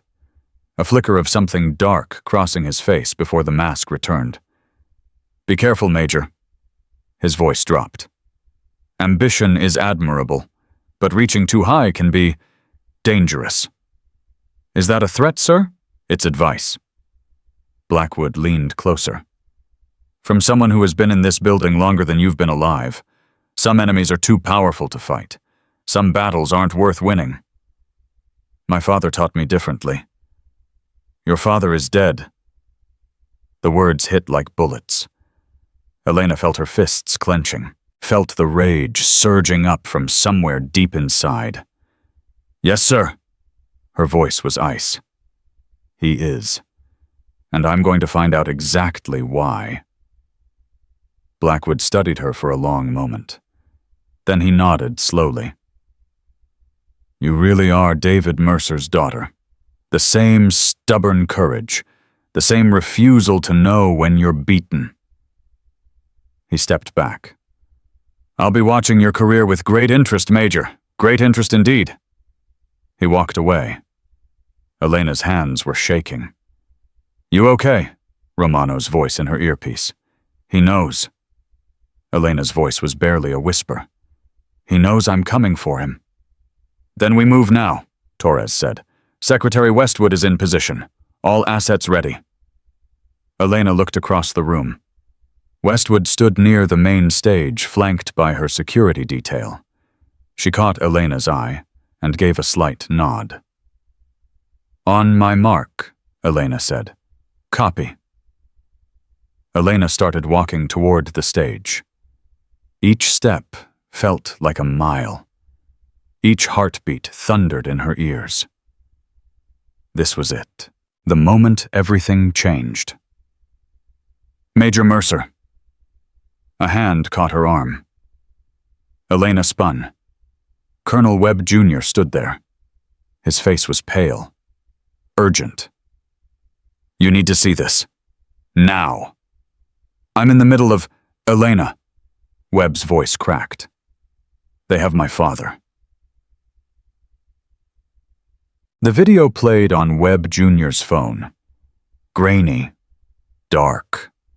The kind of footage taken by security cameras in places that weren't supposed to exist. Colonel Marcus Webb, tied to a chair. Blood on his face. Two masked figures standing behind him. Major Mercer? A distorted voice spoke from off-screen. We know what you're planning tonight. We know about Torres. We know about the evidence. Elena's blood ran cold. If you proceed with your action against General Blackwood, Colonel Webb will die. If you contact military police, Colonel Webb will die. If you do anything other than walk out of this building in the next 5 minutes, Colonel Webb will die. The video ended. Webb Jr.'s hands were shaking. They took him 2 hours ago, said they'd release him if you cooperated. It's a trap. I know it's a trap. But he's my father. Elena looked at the blank screen, at the man who had helped her, who had believed in her, who had given her the evidence that started all of this. They had him. Nightfall had him. Torres, she said into her earpiece. Abort. They have Webb. Silence. Torres, respond. Nothing.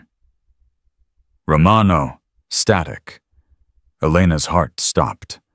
Something was wrong. Something was very, very wrong. Major Mercer. Blackwood's voice came from behind her. She turned. The general stood at the edge of the room, surrounded by 6 armed security personnel, and behind him, hands zip-tied, blood dripping from his temple, stood Michael Torres. I believe you've met my guest. Blackwood smiled. The smile of a predator who had just cornered his prey. Your father's friend has been a thorn in my side for 15 years. Tonight, that ends.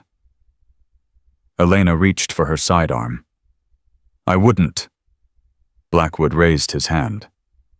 Your man Romano is currently being detained in the service corridor. One wrong move, and he joins Colonel Webb in a very unpleasant situation. Elena's hand froze. What do you want? I want what I've always wanted. Order, control, profit. Blackwood walked toward her, slowly, like a man who had all the time in the world. Your father wanted to expose me. He failed. Torres wanted to expose me. He failed, and now you... I won't fail. You already have. Blackwood stopped in front of her. You're alone. Your allies are captured. Your evidence is about to be destroyed, and in 30 seconds my people will take you somewhere quiet where we can have a proper conversation. Elena looked at Torres, at the blood on his face, at the defiance still burning in his eyes. Dave would be proud of you, Torres said, no matter what happens. Shut up! One of the guards struck him across the face. Elena felt something snap inside her. Years of training, years of discipline, years of keeping her emotions locked away. All of it burned away in an instant. You killed my father. Her voice was quiet, deadly. You killed 34 American soldiers. You've been selling out this country for 30 years. And I'll continue for 30 more. Blackwood shrugged. Some men build empires. Some men serve them. I chose to build. You chose to murder. Semantics. Blackwood gestured to his men. Take her. The guards moved forward. Elena didn't move. You forgot something, General. What's that? Elena smiled. It was the smile her father had taught her, the smile of someone who had already won. You forgot that I'm not alone. The doors burst open. Diana Ortiz, Preacher Williams, Morrison, Chen. Every surviving member of Team Phantom. And behind them, Secretary Westwood, with 20 armed MPs. General Arthur Blackwood, Westwood's voice carried across the room. You are under arrest for treason conspiracy and the murder of 34 American service members. Blackwood's face went white. This is impossible. How? You thought you captured Torres. Elena stepped forward. You captured a decoy. The real Torres has been broadcasting this entire conversation to every screen in the Pentagon. She pointed to the monitors around the room. Every single one showed Blackwood's face, his words, his confession. Order, control, profit. And I'll continue for 30 more. Every general, every admiral, every senator in the building had heard him. Blackwood lunged for Elena. She was faster. Her training took over. SEAL combat techniques that she'd learned in Hell Week and perfected in a dozen war zones. She caught his wrist, twisted. Her knee drove into his solar plexus. Her elbow cracked against his jaw. Blackwood went down. The second most powerful military officer in the United States, sprawled on the floor of the Pentagon, taken down by a woman he'd called weak. Elena stood over him. My father said to find my true north. He said the mission was never about me. She pulled Kowalski's dog tags from around her neck, held them in front of Blackwood's face. This is Sergeant First Class Andrew Kowalski. He was 24 years old. He died in Syria because of you. She pulled out her father's compass. This belonged to Master Chief David Mercer. He was 42 years old. He died in Yemen because of you. She leaned down. And I'm Major Elena Mercer. I'm 34 years old. And I'm the woman who just ended your empire. MPs moved in to secure Blackwood. Torres appeared beside her, bloody but free. "Your father would be proud," he said. "I know." Elena watched them drag Blackwood away. "I know." The aftermath was chaos. News cameras, official statements, congressional hearings announced before the night was over. But Elena slipped away from all of it. She found a quiet corridor, leaned against the wall, let herself breathe for the first time in what felt like years.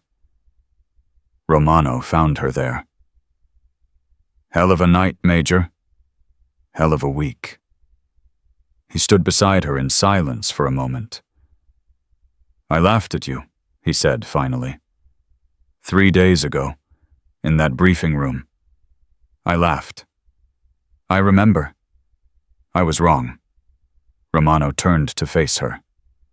"You're the best commander I've ever served under, the strongest soldier I've ever known, and I'm sorry I couldn't see it until you dragged me through hell to prove it." Elena looked at him, this giant of a man, humbled. "Apology accepted." Romano extended his hand. "It's an honor to serve with you, Major Mercer." Elena gripped it. "The honor is mine, Sergeant Romano." They stood there in the quiet corridor, two soldiers who had become something more. Allies, friends, family.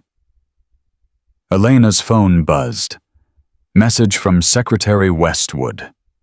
"Task Force Sentinel is officially activated. You have full authority, full resources, full mandate." Elena stared at the message. It was over. And it was just beginning. 3 weeks after the Pentagon.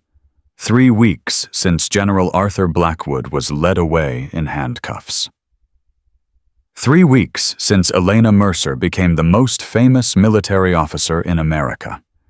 The congressional hearing room was packed. Senators, representatives, military officials, reporters, every seat filled, every camera rolling. Elena sat at the witness table, her dress uniform immaculate, her father's compass hidden beneath her jacket. Torres sat beside her, Diana and Romano behind them. Senator Patricia Morrison leaned into her microphone. "Major Mercer, you've provided this committee with evidence of a corruption network spanning 30 years.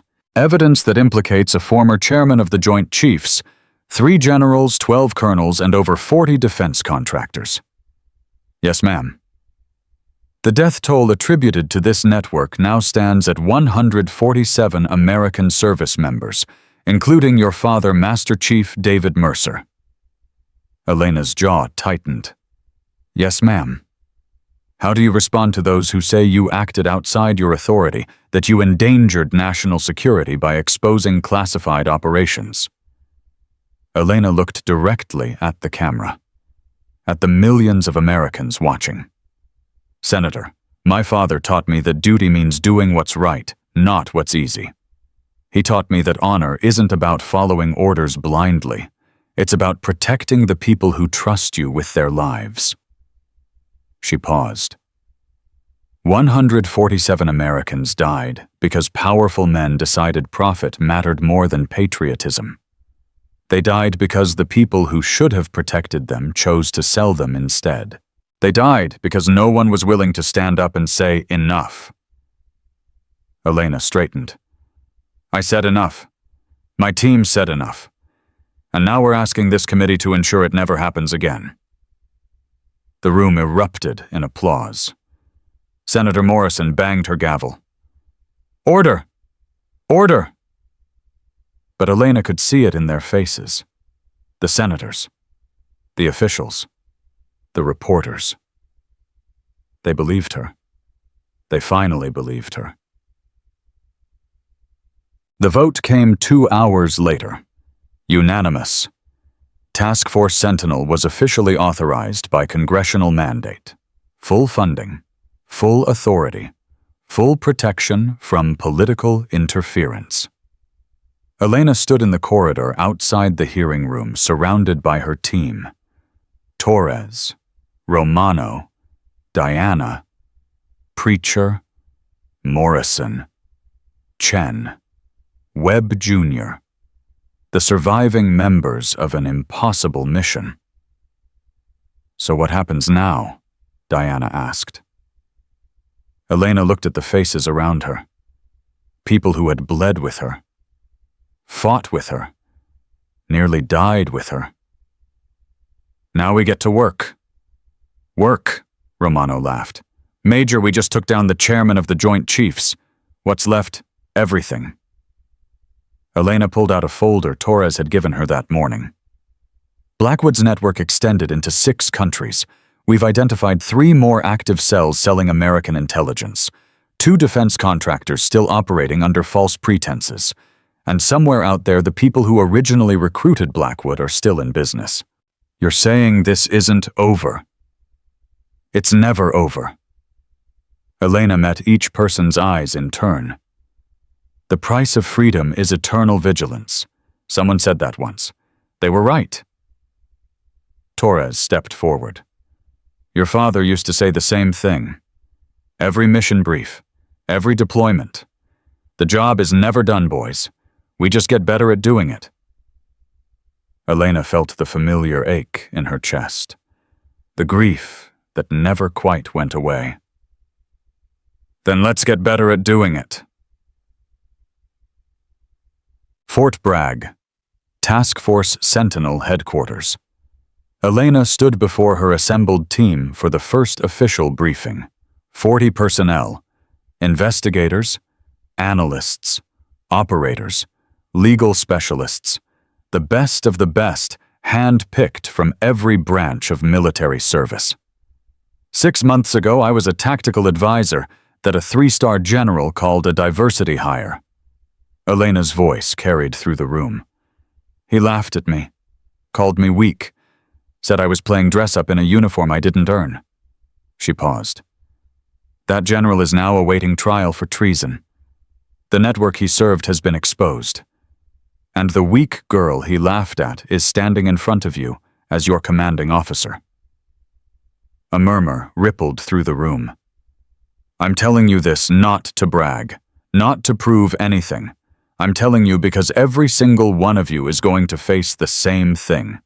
People who underestimate you, people who dismiss you, people who think they know what you're capable of based on how you look, where you come from, or what box they want to put you in. Elena stepped forward. Our job is to prove them wrong. Not with words, not with arguments, with results. We find corruption. We expose it. We protect the soldiers who put their lives in our hands.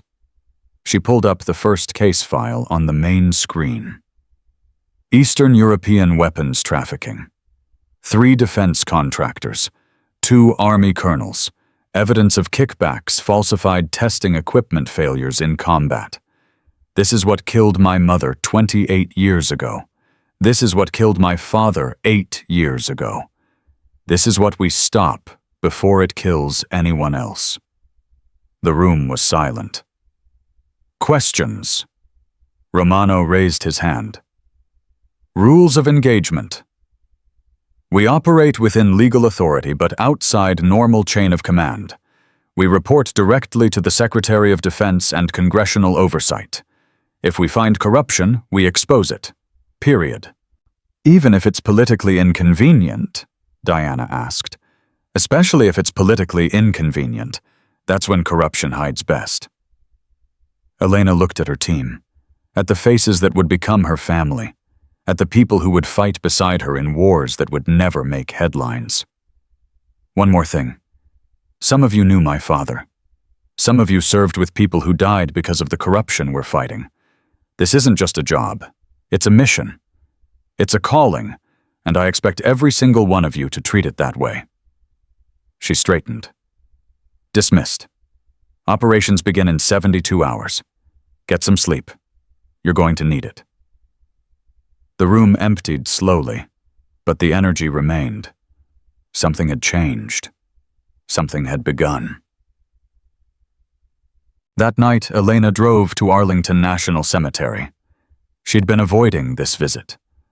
avoiding the weight of it, avoiding the grief that threatened to overwhelm her every time she thought about what she'd lost. But she couldn't avoid it anymore. Her father's grave was in Section 60, surrounded by other warriors who had given everything. The headstone was simple, elegant.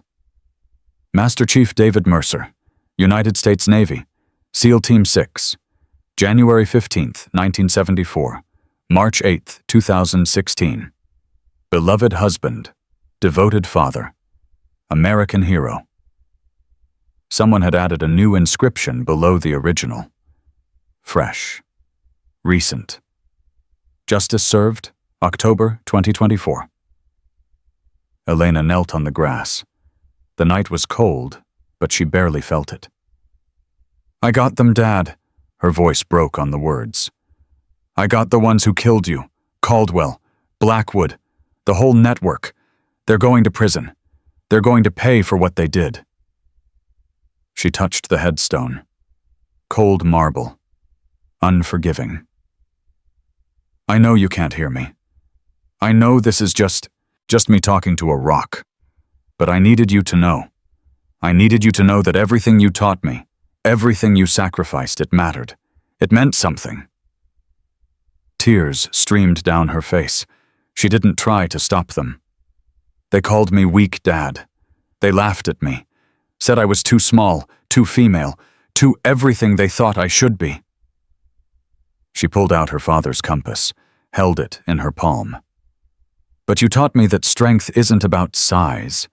It's about heart. It's about courage. It's about standing up when everyone else is sitting down. The compass was warm in her hand, like her father was holding it with her. I'm leading a task force now. Sentinel, we're going to find every single person who sells out American soldiers. We're going to expose them. We're going to make sure no one else dies the way you did. Elena stood. Her legs were unsteady, but her voice was strong. I'm not going to let you down, Dad. I'm not going to let any of them down. Every soldier who trusted their leadership, every family who lost someone to corruption, every American who believes that honor still means something. She saluted her father's grave. Crisp, perfect, the way he'd taught her when she was 6 years old. Mission continues, Master Chief. We've got work to do. A figure emerged from the shadows. Torres. He'd been waiting, watching, giving her privacy while staying close enough to protect her. How long have you been there? Long enough.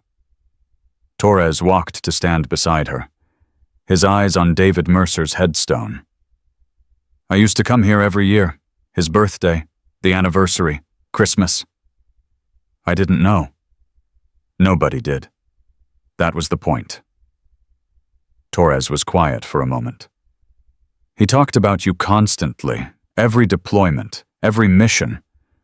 My girl is going to change the world, Mike. You watch. She's going to be better than all of us. Elena felt fresh tears threatening. He was wrong. I'm not better. I'm just what? Just trying to be half the person he was. Torres turned to face her. His eyes held decades of grief, decades of waiting, decades of hoping for exactly this moment. Elena, your father was the best man I ever knew, but he was wrong about one thing.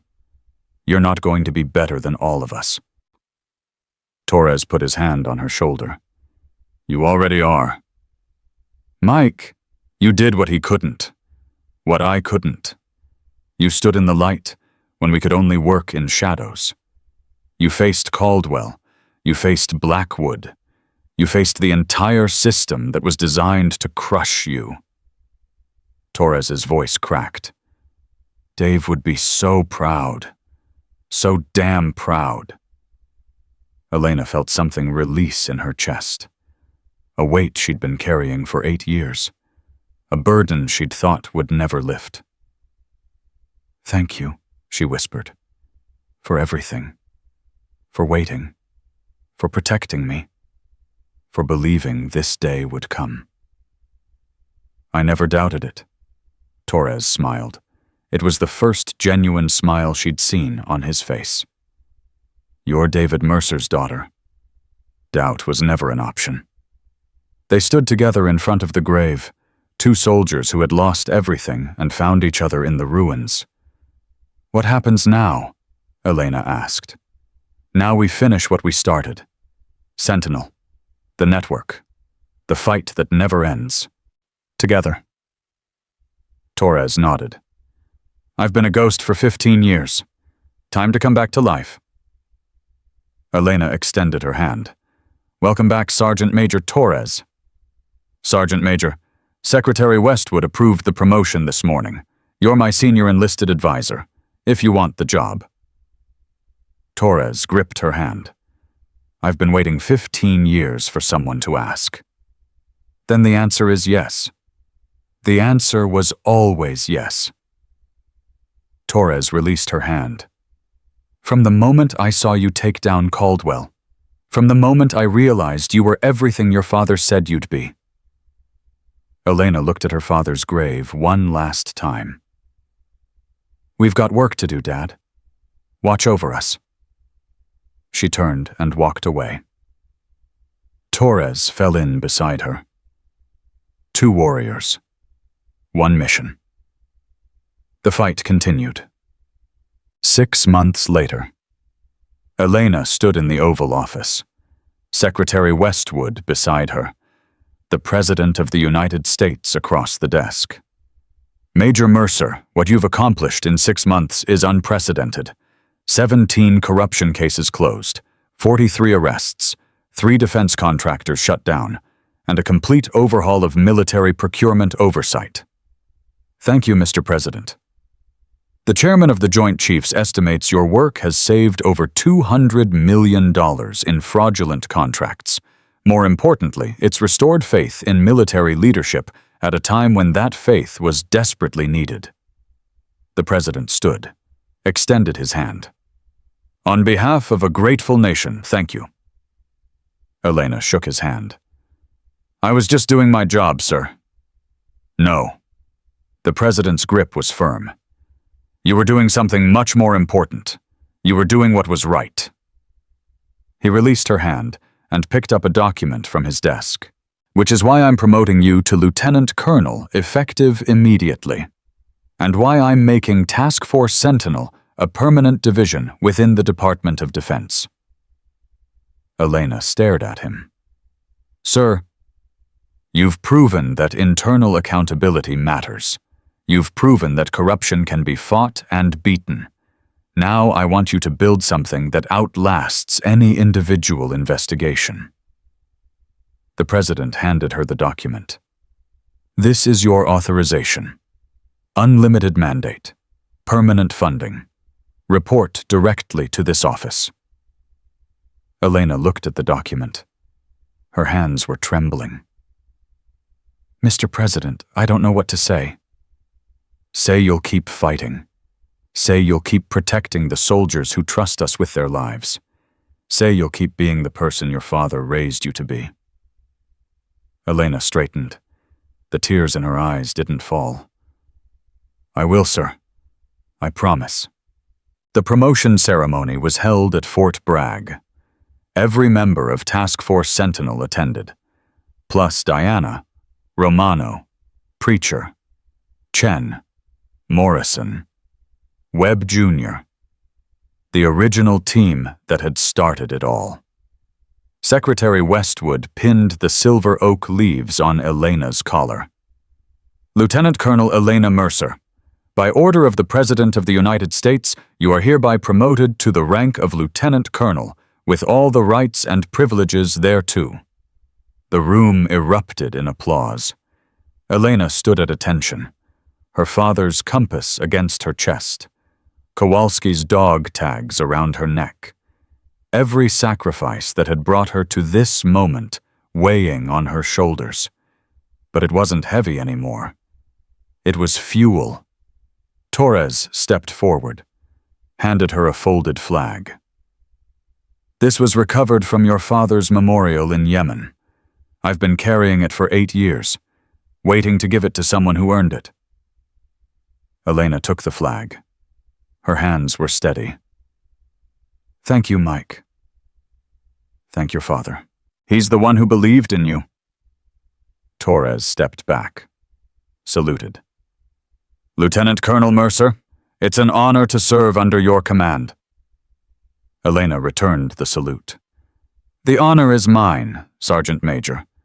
The honor has always been mine. That night, Elena stood alone in her new office. The walls were bare. The desk was empty. Everything waiting to be filled with the work ahead. Her phone buzzed. Message from Romano. Congratulations, Colonel. Drinks are on me. The whole team is at O'Malley's. You coming? Elena smiled, typed her response. Save me a seat. I'll be there in 20. She set down the phone, looked around the empty office. 6 months ago, she'd been a tactical advisor that no one respected, a woman that generals laughed at, a soldier that the system had written off as a diversity hire. Now she commanded the most elite anti-corruption unit in American military history. Her phone buzzed again. Different number. Encrypted. Elena opened the message. Congratulations, Lieutenant Colonel. Blackwood's network may be destroyed, but others remain. We are watching. We are waiting. Nightfall never truly dies. No signature. No identification. Elena stared at the message, felt the familiar surge of determination rising in her chest. They thought they could scare her. They thought threats and shadows would make her back down.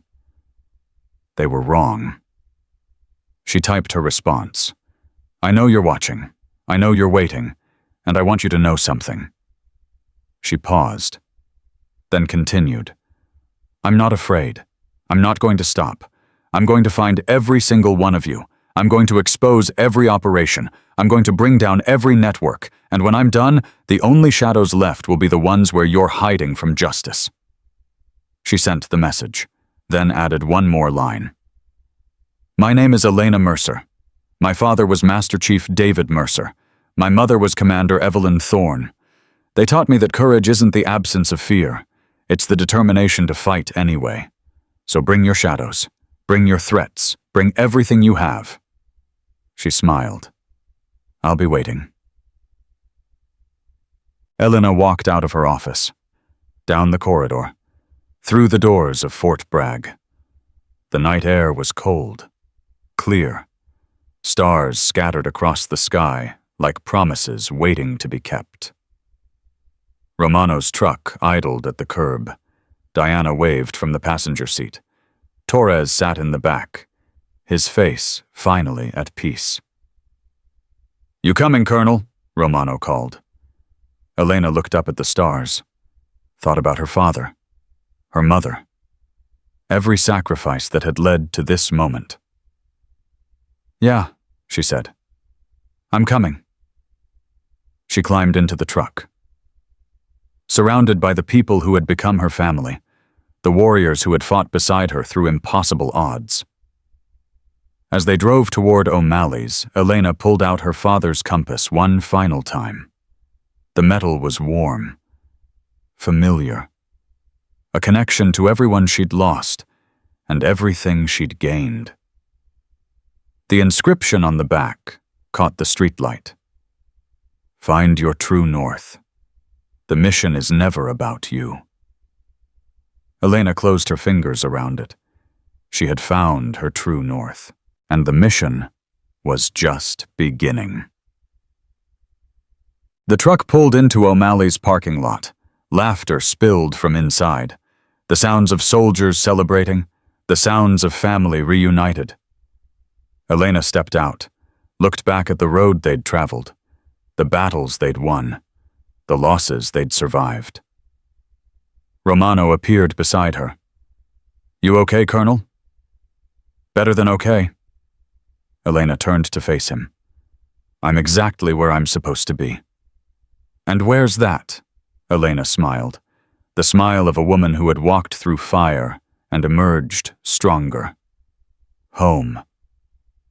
She walked through the doors of O'Malley's, into the arms of her team, into the celebration of everything they'd accomplished, the weak girl they had laughed at, the daughter who had avenged her father, the soldier who had changed everything.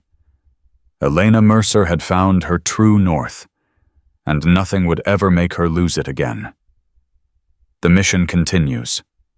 The fight never ends. But for tonight, just for tonight, she allowed herself to celebrate. Tomorrow, new battles waited. Tomorrow, new enemies would rise. Tomorrow, the shadows would try again. But Lieutenant Colonel Elena Mercer would be ready. She was her father's daughter. She was her mother's legacy. She was the ghost who haunted corruption. And she was just getting started. The end. For every soldier who was ever underestimated, for every warrior who was ever dismissed, for every person who was told they couldn't and proved they could, the weak don't inherit the earth. They fight for it, and sometimes they win.